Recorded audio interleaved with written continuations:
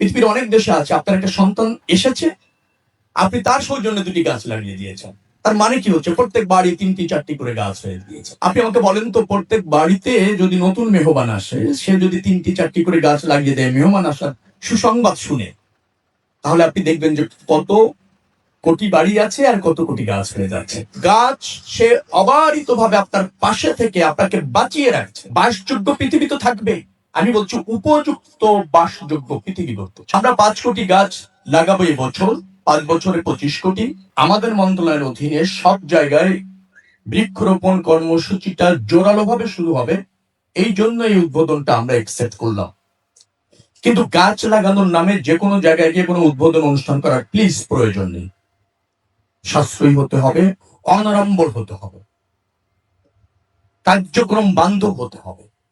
গাছ লাগানোর কার্যক্রম বান্ধব বলতে আমি বোঝাতে চাচ্ছি উপযুক্ত চারা নির্বাচন, যে এলাকায় যে গাছটি বেড়ে ওঠার জন্য উপযুক্ত সেই এলাকায় সেই গাছ নির্ধারণ করা, এবং গাছটি লাগানোর পর তাকে বেড়ে উঠাতে যা যা অ্যাসিস্ট্যান্ট দরকার তা ইনশিওর করা।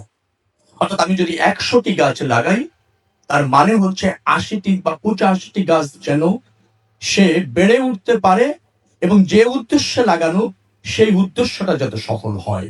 গাছ লাগালাম, টেক কেয়ার হলো না, তার প্রয়োজনীয় নার্সিং হলো না, বেড়ে ওঠার কোনো সুযোগ থাকলো না, আর অনুষ্ঠানের মধ্যে সীমাবদ্ধ, এভাবে সরকার চাইছে না, আমিও চাইছি না। অর্থাৎ বেঁচে থাকার জন্য এটা খুবই অপরিহার্য। এটা যদি আমরা প্রত্যেকটা বাড়িকে, আমার প্রতিমন্ত্রী বললেন যে জনগণকে যদি সম্পৃক্ত করতে পারি। পৃথিবীর অনেক দেশে আছে, আপনার একটা সন্তান এসেছে, আপনি তার সৌজন্যে 2টি গাছ লাগিয়ে দিয়েছেন। তার মানে কি হচ্ছে? প্রত্যেক বাড়ি 3টি 4টি করে গাছ হয়ে দিয়েছে। তো আমরা 5 কোটি গাছ লাগাবো এবছর, 5 বছরে 25 কোটি।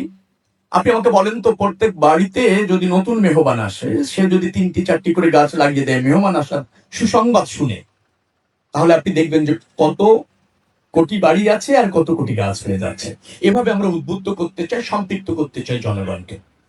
বিশেষ করে কর্মকর্তারা যারা আছেন, তাদের পরিবার পরিজন আত্মীয় স্বজন, তাদেরকে অন্তত এ ব্যাপারে আগ্রহী করুন, সম্পৃক্ত করুন।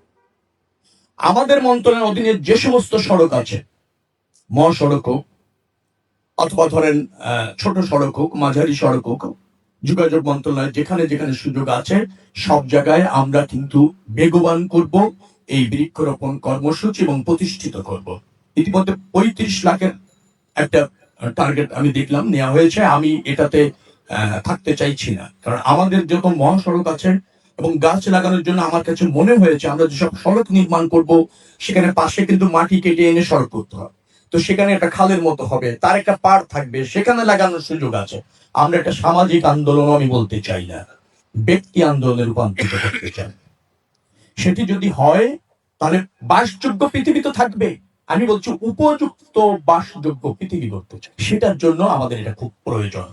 কারণ আমাদের মনে হয় যে যে পরিমাণ বৃক্ষ থাকা উচিত যত শতাংশ তা নেই। মাত্র 6টি জেলাতে আছে আমার মনে হয়, আমি যদি ঠিক বলে থাকি 64টি জেলার মধ্যে। তার মানে হচ্ছে যে পরিবেশগত ভারসাম্য, যেভাবে পৃথিবী উত্তাপ হয়ে উঠছে, সমুদ্র সমতল যেভাবে আপনার বেড়ে উঠছে, আমি বলবো তাতে আগামীতে বাসযোগ্য পৃথিবী রাখাটা বড় চ্যালেঞ্জ। আমাদের প্রয়োজনীয় অক্সিজেনের প্রায় 70% কিন্তু আমরা পাই পানির নিচের গাছ থেকে, অর্থাৎ যে সমস্ত বনজ আছে পানির নিচে, সাগরের নিচে, সেখান থেকে প্রায় 70% অক্সিজেন আমরা পাই। আর আমাদের যোগান দেয় প্রায় 21% মধ্যে আমাজন, যেটাকে বলে পৃথিবীর ফুসফুস বলা হয়। পৃথিবীর ফুসফুস মানে যেটা সক্রিয় না থাকলে চ্যালেঞ্জ হয়ে যেত বাঁচার। তার মানে হলো কত?